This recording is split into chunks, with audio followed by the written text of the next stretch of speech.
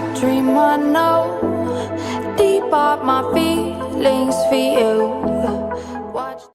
Hello reality viewers, welcome back again to Reality Latest Gist, the home of news and politics. For this channel, we dey drop news every day and we dey react to every videos wey comes our way. And na reality news now we dey drop for this channel, and we dey also dey talk am as e be. If today na the first time we say you dey come across this channel, you are highly welcome. Thank you so much for stopping by. And if you are returning subscribers, I appreciate all of una for una massive support to this channel. I say may God bless all of una in Jesus name, amen. I get video wey I want present to una this very moment, and I go dey follow una dey watch the video. After we don watch am together, make we drop our opinion constructively for the comment section. Like our videos and also share our videos if possible. Bye for now.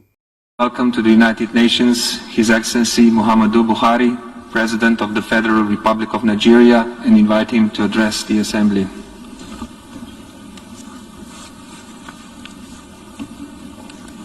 Mr. President, Heads of State and Government, Mr. Secretary General, distinguished delegates, ladies and gentlemen.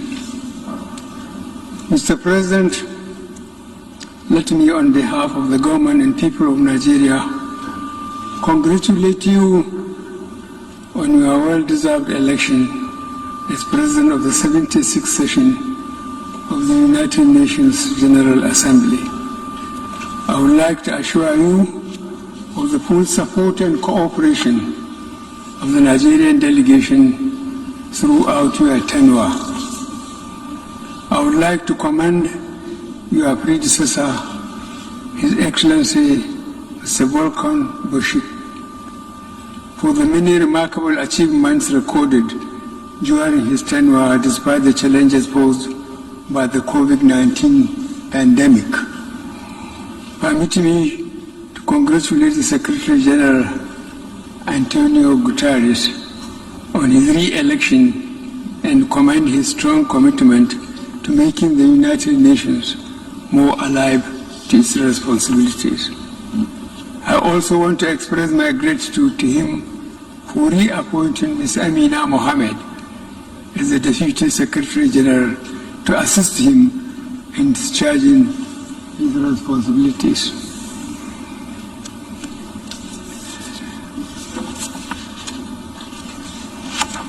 Mr. President, excuse me, the theme of this year's General Assembly, building silence, resilience through hope to recover from COVID-19, rebuild sustainability, respond to needs of the planet, respect the rights of the people, and revitalize the United Nations sums up our common desire to rescue our planet, recover our economies, and restore hope to all the peoples of the world. In this regard, my delegation will continue to support the United Nations as the indispensable forum for international cooperation and the cornerstone of the multilateral system rooted in respect for international law, including international human rights law, and predicated on a rules-based order. Mr. President, I want to thank the international community for the concerted response to COVID-19, the solidarity and the drive to contain the first truly global health emergency of our time is a pointer to the many things we can achieve if we work together. On our part, Nigeria has made strenuous efforts to contain the virus and hold its deadly onslaught on our people. Our efforts have been rewarded with moderate success. At the outset, we recognize detection and contact tracing to be important tools in combating the virus.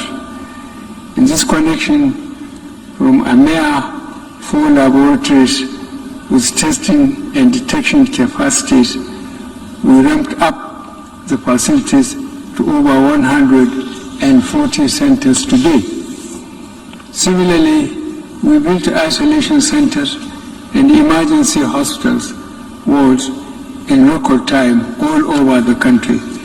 We carry out genomic sequencing in designated laboratories across the country with a view to detecting variants in circulation. In addition, over 40,000 healthcare workers have recently been trained on infection prevention and control measures with the support of various partners.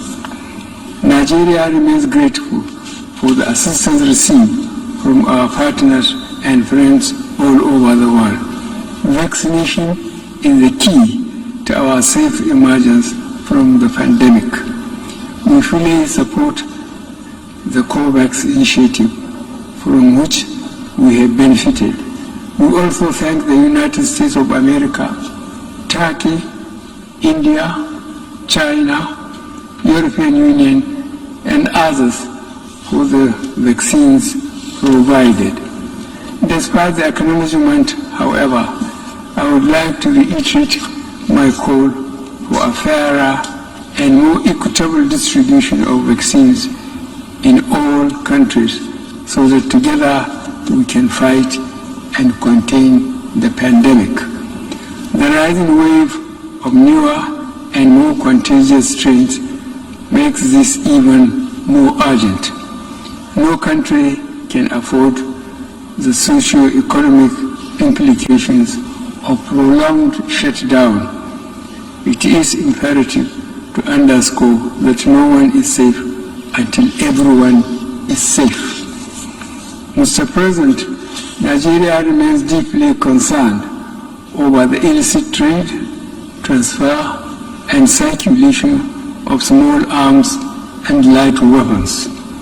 Their excessive accumulation and uncontrolled spread in many regions of the world are having devastating humanitarian and socio-economic consequences, especially on the continent of Africa. It is on this note that my delegation calls for the worldwide application of the Arms Trade Treaty to codify accountability in conventional arms trade, which is critical to the security of nations.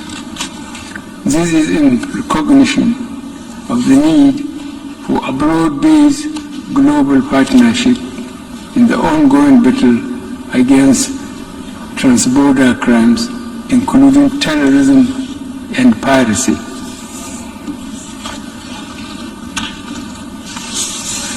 Mr. President, we must deal not only with the symptoms of conflict, but also the immediate causes that fuel conflicts in the first place. These include poor and undemocratic governance,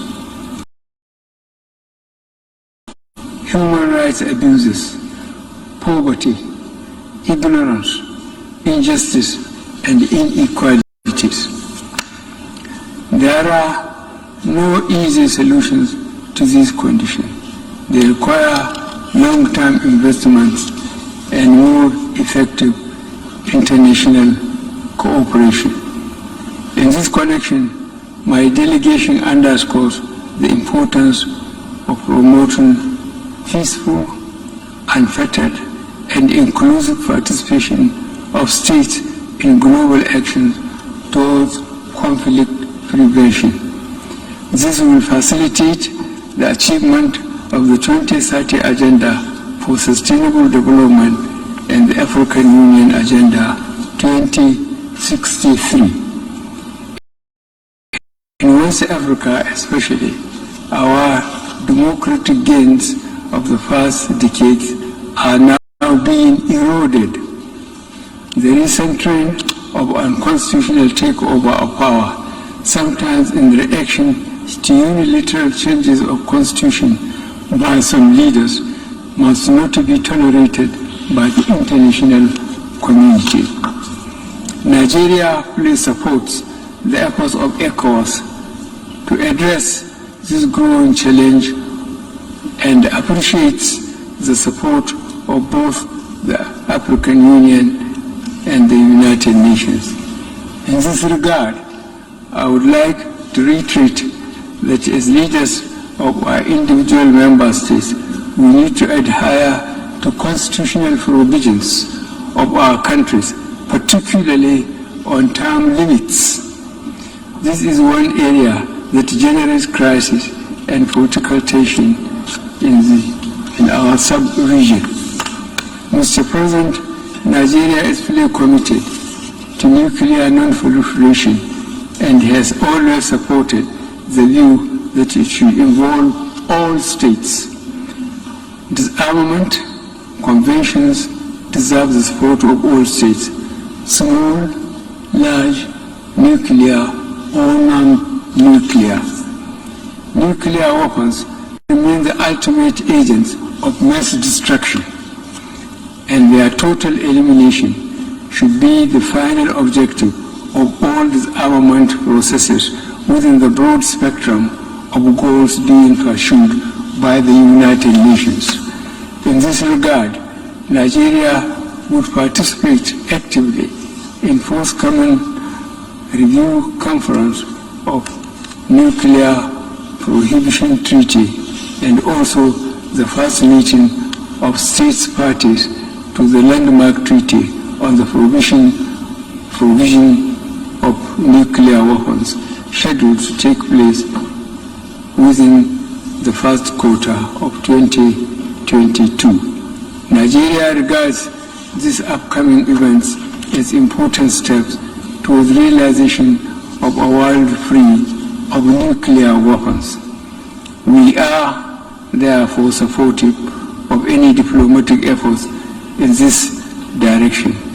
We hope that the upcoming Nuclear Prohibition Treaty Review Conference would lead to a successful outcome that will facilitate the nuclearization of the world. We will do our part to ensure such an outcome. Mr. President, terrorism continues to dominate security discourse worldwide.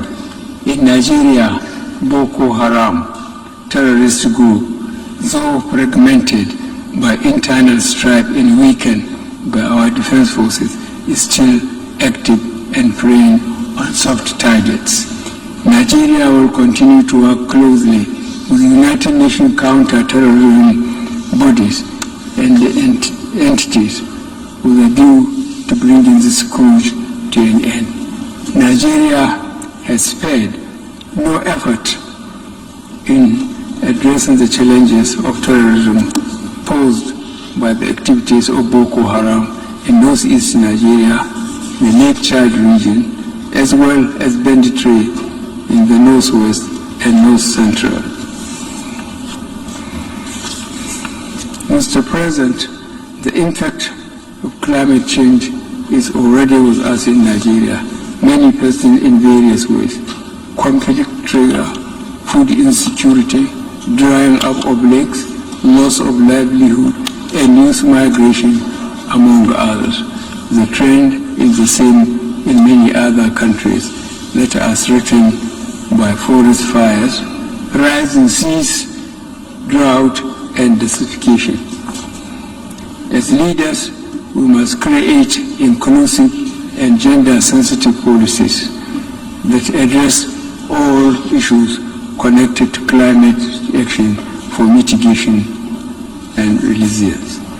This is why we are working on a transition to low-carbon economy consistent with achieving the Paris Climate Agreement on the Sustainable Development Goals. Mr. President, combating illicit financial flows and ensuring the recovery and return of illicitly acquired assets have the potential to provide resources in the immediate term for financing development in the area of COVID-19 pandemic and beyond.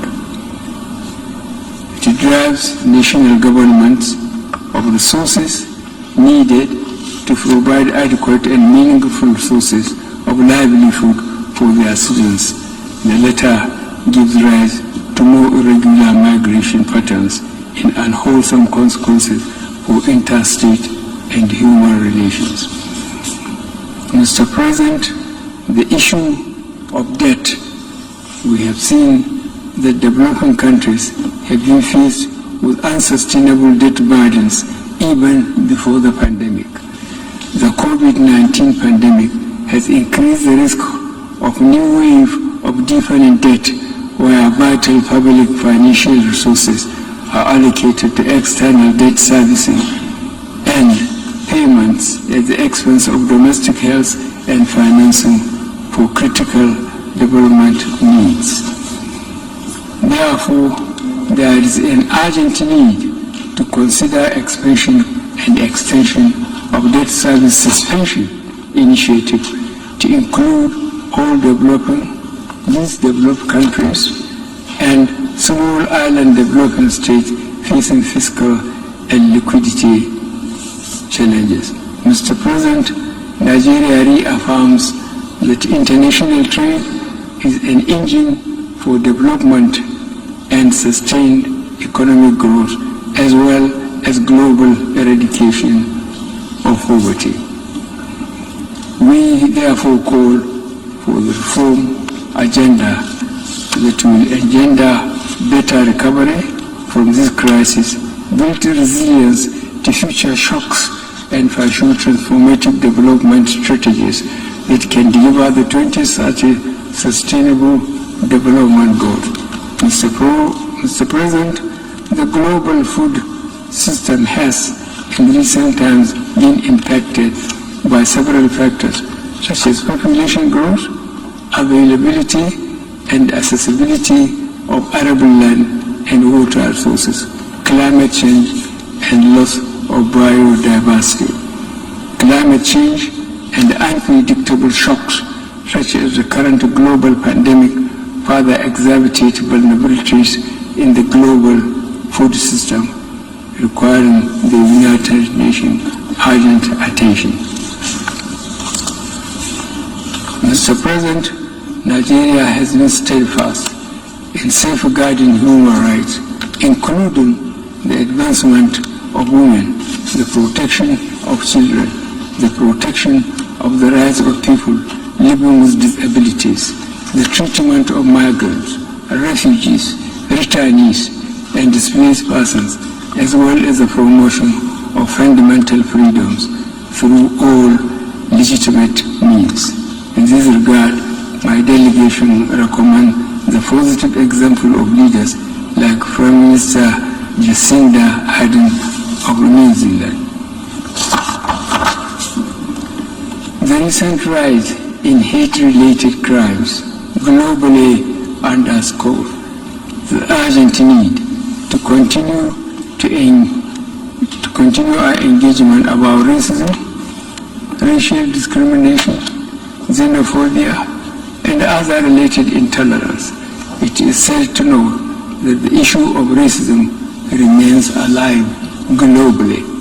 We are beginning to forget our affirmation of the inherent dignity and the equal and inalienable rights of every individual as enshrined in the United Nations Charter. No society can claim to be free or just if it is deprived of any one of these rights. Today, racism drives hate crimes and institutional discrimination. In all this, Africans and people of African descent are among the major victims. I am confident that this forum will make significant impact in the quest to end race-related vices and injustice. Mr. President, no reform of the United Nations system is more urgent than that of Security Council. Stakeholders around the world are asking how such power could be concentrated in scant representation. The governmental negotiations have taken too long, some 15 years, we must avoid going in circles. Consensus has been achieved in some of the elements of this reform, especially that of the representation of Africa on the basis of the El-Zuwaini Consensus and the Sartre Declaration. It is unreasonable to expect unanimity in this matter. Mr. President, our organization is at the peak of the multilateral system. It is also the preeminent body for solving our current and emerging challenges and for developing norms that are protective of us all. In the current moment, hope for this is dependent on how we assist each other to get COVID-19 out of all countries, regardless of their classification. We can do and we must do.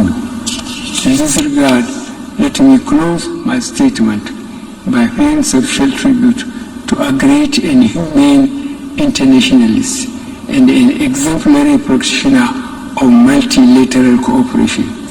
I am speaking of Chancellor Angela Merkel of the Federal Republic of Germany. As she exits the stage, we wish her well. Thank you.